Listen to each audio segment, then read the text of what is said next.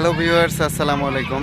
আশা করি সবাই ভালো আছেন। দেশ এবং দেশের বাইরে থেকে যারা আমাকে চিনেন সবাই জানেন যে আমার সেরকম আর আগের মতো আমি ভিডিও করি না। তো আসছি, ভালো লাগতেছে, কিন্তু মেন বিষয় হচ্ছে এখনও সেরকম কাজ কাম পাই নাই। আজকে হঠাৎ করে মনে হলো যে একটু বেড়াই আসি, এর জন্য আসলাম যে একটা পার্কে। এটা হচ্ছে কেটিএম রাওয়াং রাওয়াং রাওয়াং থানা আর শিলংগড় ডিস্ট্রিক্ট, এখানে আসছি। তো সবাই দেখেন যে আমরা কোথায় আছি এখন। ছোট বাচ্চার মতো এখন দোলনা খেলতেছি। অনেকেই হয়তো বা আমাকে অনেক মিস করতেছেন, আবার অনেকেই আমাকে ভুলে গেছেন। আসলে আসলে যে পজিশনে আসছিলাম একটা স্বপ্ন নিয়ে, সেই স্বপ্নটা পূরণ হবে কি হবে না জানি না। তো এখনও আমরা বিপদের মুখে আছি।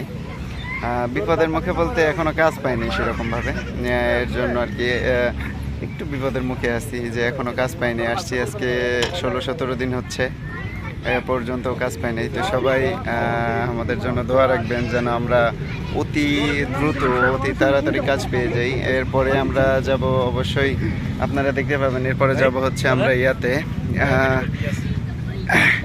এরপরে যাব হচ্ছে আমরা পাহাড়ে। ইনশাআল্লাহ সবাই দোয়া রাখবেন। সেখানকার ইয়াটাও আমরা দেখাবো, সেই জায়গাটা কী অবস্থানে আছে, কেমন আছে, তো অবশ্যই দেখাবো। তো আমাদের ওই পাশে হচ্ছে বেশি দূর না, 2.5 ঘন্টার পথ, ক্যামেরুন হাইল্যান্ড। তা আমরা ওইখানে এখনও যাইতে পারি নাই। আর আমাদের কাজ হচ্ছে জহুরবারুতে, আমরা এখনও জহুরবারু পর্যন্ত পৌঁছাই নাই। আমাদের রাখছে হচ্ছে রাওয়াং। আজকে 17 দিন হয়েছে আমরা রাওয়াংয়ে আছি। তো ইনশাল্লাহ সবাই আমাদের জন্য দোয়া রাখবেন। আর প্রতিদিন অবশ্যই আমি চেষ্টা করব আপনাদের মাঝে একটু করে দেখা দেওয়ার জন্য, লাইভে কথা বলার জন্য।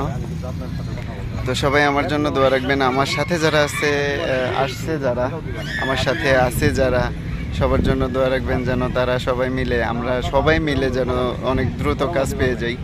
তো জানি না আপনাদের কিছু একটা হয়তো বা মনে হচ্ছে, কিছু মনে হওয়ার ব্যাপারটা হচ্ছে আমি আর ধরেন বাংলাদেশে নাই, যেহেতু সেই কাজও করতে পারতেছি না। আমার সাথে যারা কাজ করতো তারা করতেছে, তো সবাই তাদেরকেও সাপোর্ট দিবেন যেন তারা সুন্দরভাবে কাজ করতে পারে, সফলভাবে কাজ করতে পারে। আমি তাদের জন্য সবসময় দোয়া রাখি।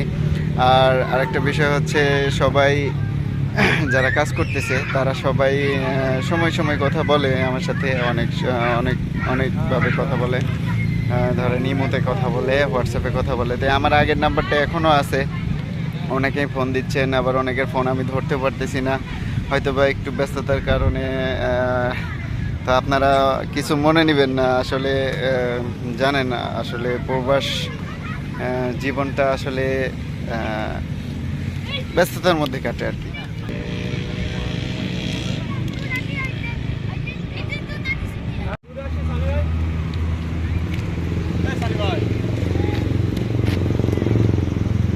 পাহাড়ের মতো ওই কাছ থেকে ঘুরে আসি, ছবি টবি তুলবো না।